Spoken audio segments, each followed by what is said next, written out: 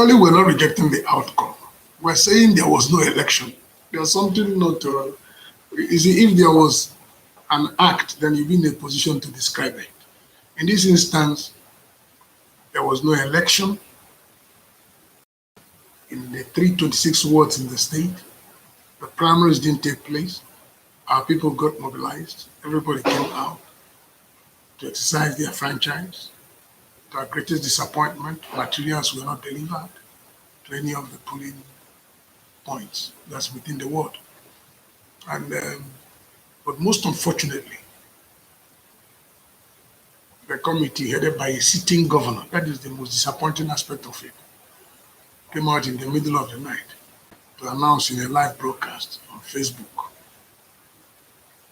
results. They sat down to write, to concoct, and then wanting us to accept it as a result of an election, or for us to say that there was an election. It is just not about me. It's not about us. It's about those who follow us.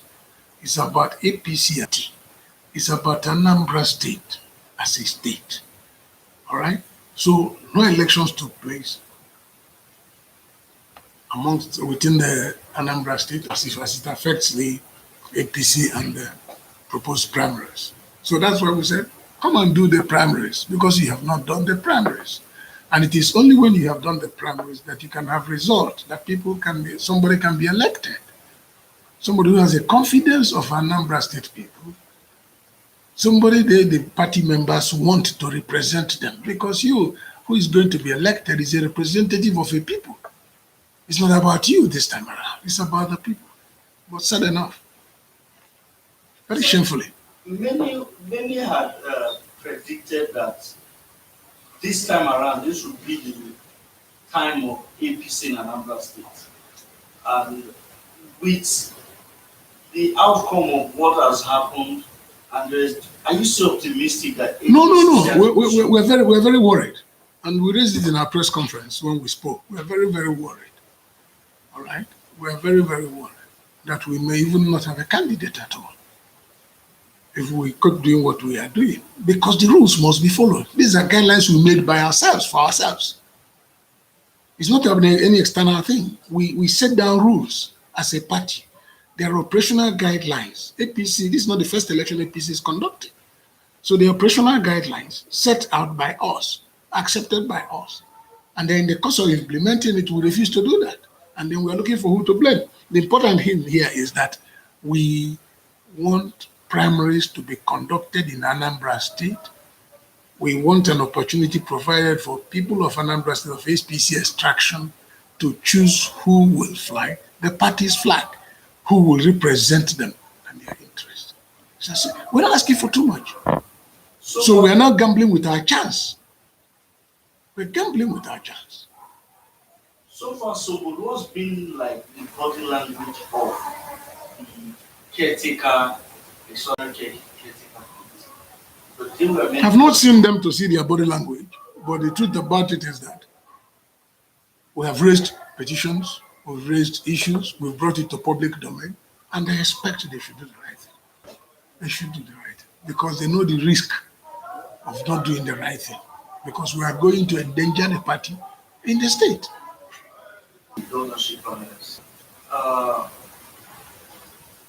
How many candidates now are unanimous on this position? We have 14 that participated that planned to participate in the election, let me say.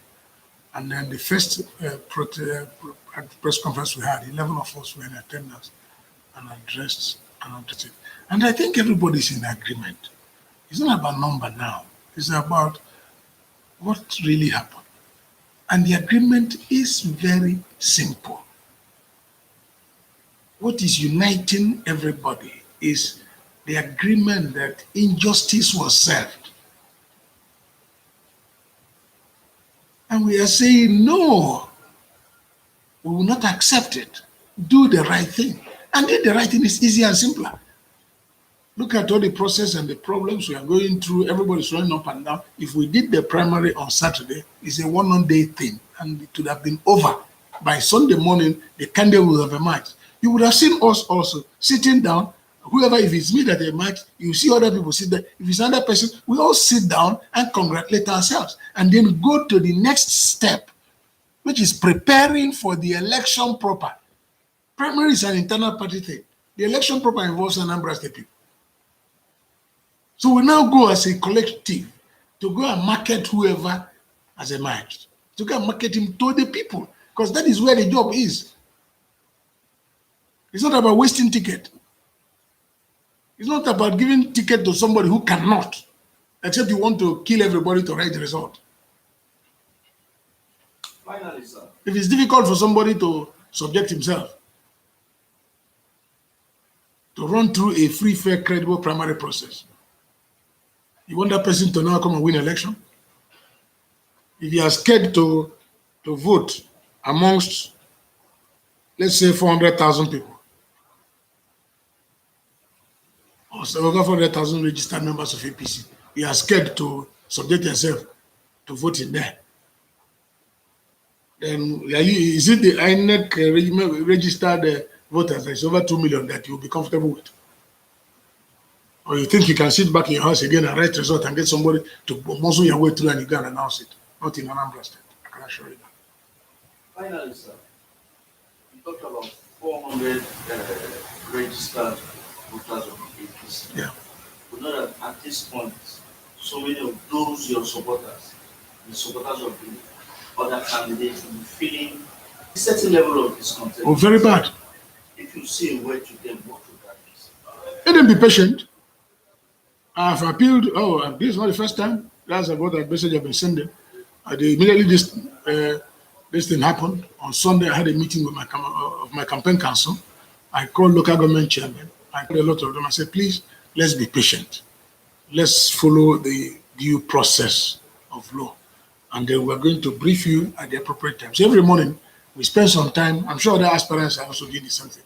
You spend some time talking to your campaign council, talking to political leaders who are very, very, when I mean very upset. We are restraining them from doing what they would ordinarily want to do. We're restraining them. We're assuring them that justice will be served. We're assuring them that we're going to get justice. Let them be patient so that we don't rock the boat. But there's a point where we may be constrained to withdraw that directive. Okay. Question from my fellow colleagues. Democracy in Nigeria seems to be very costly, starting from the process of seeking elected posts down to cost of governance. How do we make our democracy vibrant, cut cost of governance, and position the public and civil service in better position for It's simple. Anytime you have intention to manipulate a process, it becomes expensive, because you must set up an agenda to compromise from beginning to the end. And for you to compromise from beginning to the end, you keep spending money unnecessarily.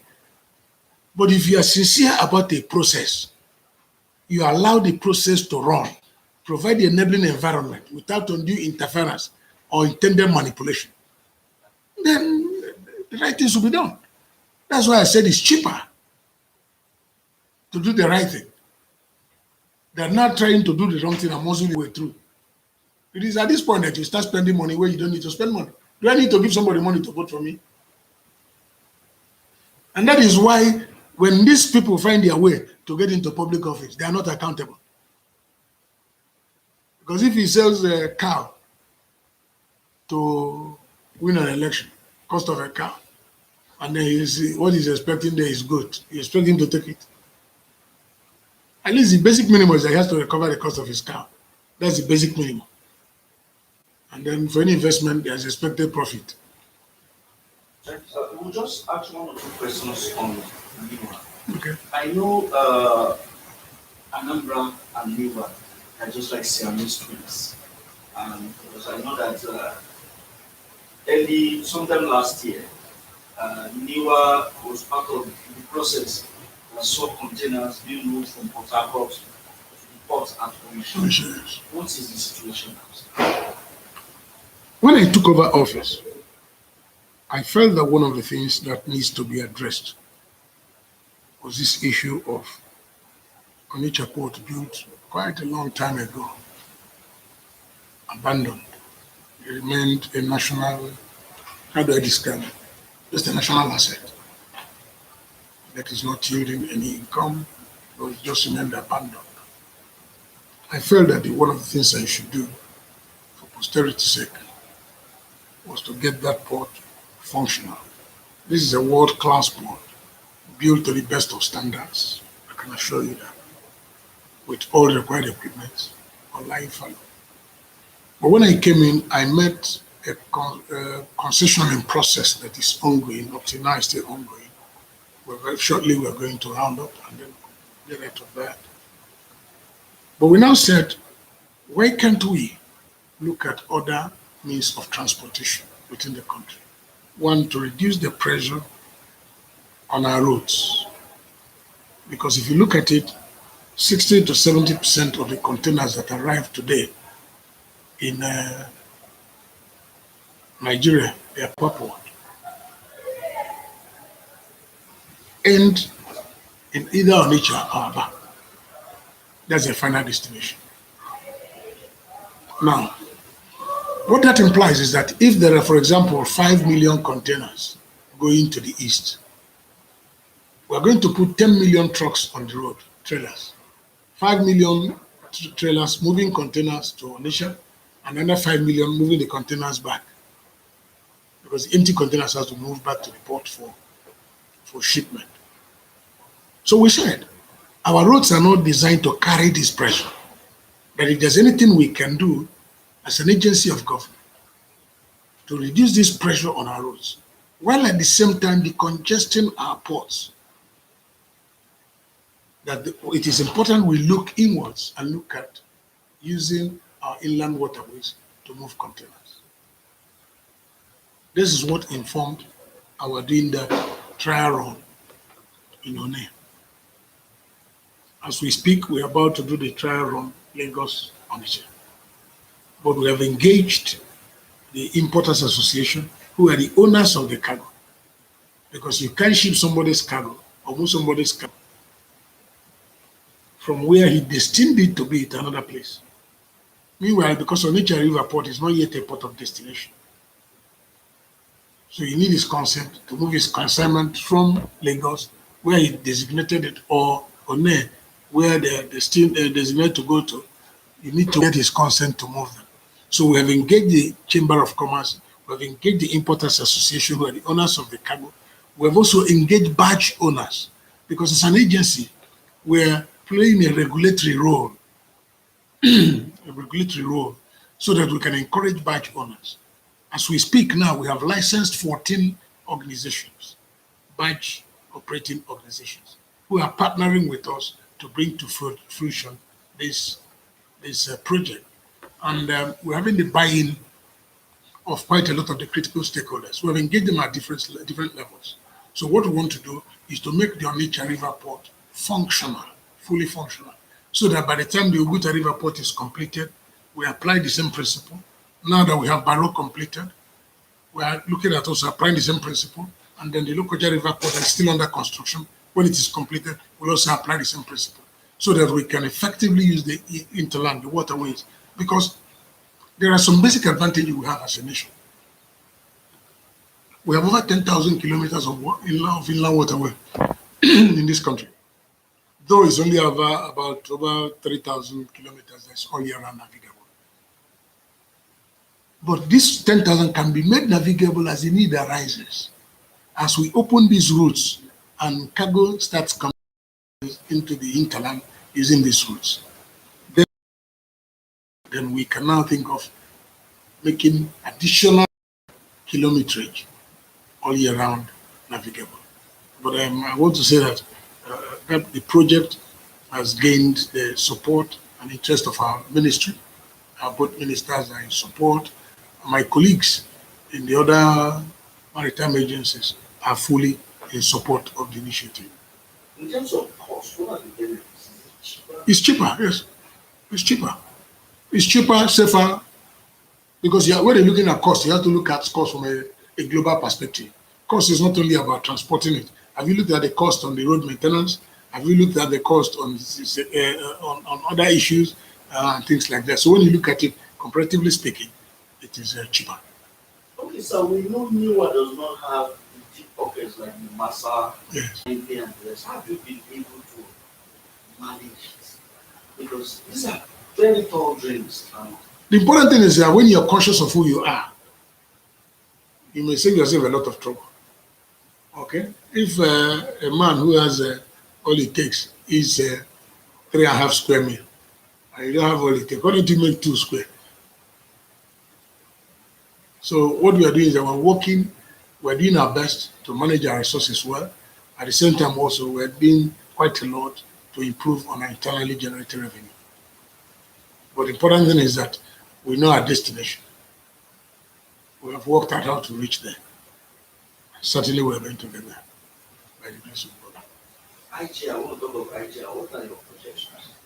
I wouldn't be able to give you specific terms, but last year we were in the neighborhood of 1.3. Year before my appointment, we've moved it to almost 2, and then we're looking at our target. The target we set for ourselves is to hit 3.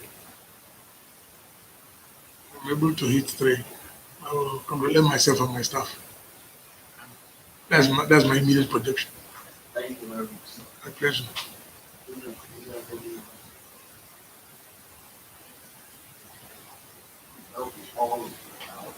Okay. We wish you the best. Thank you.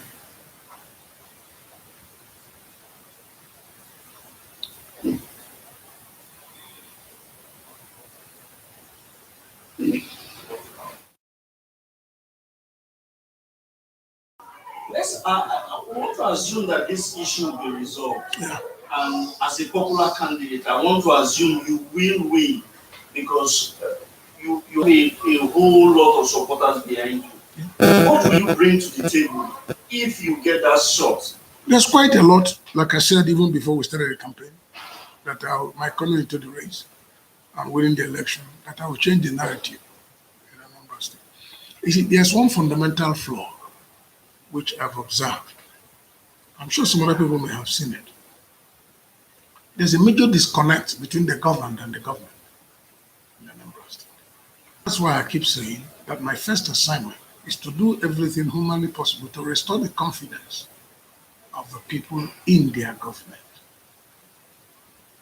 to get them to be part of what is happening, to get them to understand that government is their own. You have to win back their confidence.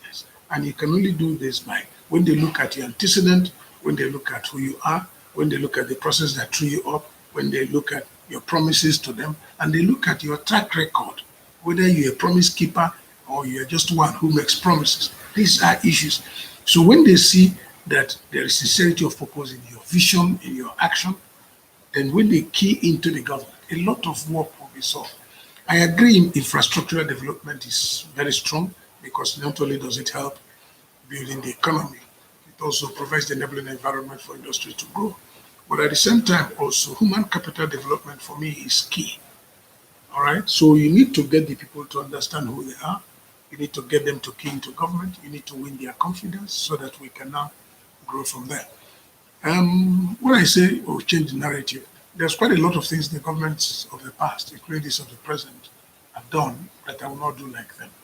I have a way of, I would like to look at them from different perspectives. Because Anambra State, from history, is one state that has a lot of potentials. Be they human, be they material, whatever form you look at it, we have quite a lot of potentials. Therefore, what government needs to do is to build on this opportunity, create the enabling environment, encourage them, support them, open up ways for them to develop their potentials and then grow. Having said that, we also look at the issue of infrastructure. There's quite a lot of deficiency. Previous governments have not been able to do much in providing sustainable infrastructure within the state. Because when you build infrastructure, one thing is to build a road and the road goes bad. Okay, it's not sustainable. You need to do what I call serious work to make sure that the infrastructure and development that you undertake will be that has impact on the lives of the people and the economy. And in doing this, you have to do a very holistic survey of the state, looking at the areas of strength, areas of weakness, areas of strength to build them up to be stronger, areas of weakness you encourage them to pull them up to get at par with the areas of strength. Then we have a lot of agricultural potentials which we have to explore. For me, there's quite a lot of things to do. We have to work there. We also look at the issue of our health sector. There's quite a lot to do. Then our educational curricula. Like I've always said, education is key because you need to create an environment or a system that encourages people to know who they are. Okay, because when you educate a mind, you have taken care of the society. When you get people educated, like I've always said, that if there's anything I would like to do, I would like to look at the educational curricula to change it. I am not a sucker for certificated education, where he has BSc, he has MSc, and they are not employable. So what has happened to the technical colleges? I ask this question quite often. What has happened to them? Why can't we lay emphasis on them? If, for example, today, if you want to do good tile work in your house, they say, let's look for that Cotonou man, let's look for that man from Togo, or that man from Ghana, he's very good. Okay, why can't they say, let them look for that man from Ayamelo, or that man from Neo? Why not? Why shouldn't we say that? This is because we have not laid emphasis on our practical education. We need to de-emphasize certificate education because a lot of our young men and women who have potentials carry certificates and they're not employed. Some of them are not employed. All right. So what you need to do is to create an enabling environment for these people to grow, for them to understand who they are. We help them so they can develop skills that they can employ people when they leave school. I remember. Let me just use one incident to emphasize this particular point. I think it was sometime in February. A young man came into my office. I came home to Newi for the weekend. In the course of all this, running around campaigning. So a man came, said it was there. Now there's a Kimwe industry knocker. He asked for audience, I granted him audience. He said that he has come to appeal to me to make me a dress. He wants to take my measure. He said yes, but that is the second year. I was excited. Right? I stood up, asked the dress. He measured me, went home. About 1 week, he brought me two beautiful dresses. I mean beautiful. I fitted them perfect. I was very excited. What I now did was to call my friends. Within a matter of 4 or 5 days, he has gotten orders where he makes dresses. He has employed some tailors who are now go to school. In the evening, he comes back to his office while he's running his office, and he's growing on daily basis. So what he has done now is to create employment himself without even waiting for being to be employed. Yes, he's going to get his certificate. Yes, but then what is wrong with us training our kids, our young men and women to have skills that they can rely on? The agricultural sector, for example, has the capacity to engage all our young graduates if properly harnessed.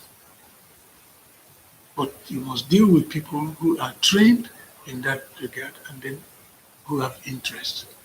So, but now it's about going to university, getting certificate, and joining the queue of unemployed graduates.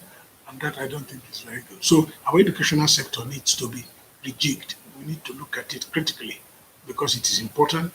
Yes, I agree. As you train them, you prepare them. Our education now should be focused in such a manner that at the end, what's your plan? At the end of your 4 years in the university, for example, or 5 years, if you're not taking a professional course like being a doctor, being a lawyer, or that may, in quote, have employment quickly. But even these days, doctors are unemployed, lawyers are unemployed, engineers are unemployed. So we must look at how do we marry these two? How do we get everybody involved? How do we now grow this sector to a point where the young men and women we are training will now be independent? So there's quite a lot to do in a state like Anambra. But majorly, you have to restore the confidence of the people in government. You have to create an enabling environment for the people, the Anambra people, to thrive.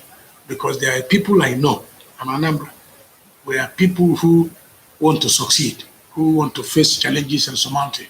So what you need to do as a government is to bring them to understand your vision, bring them to know who you are, place the challenges on the table, create an enabling environment, and everybody will move.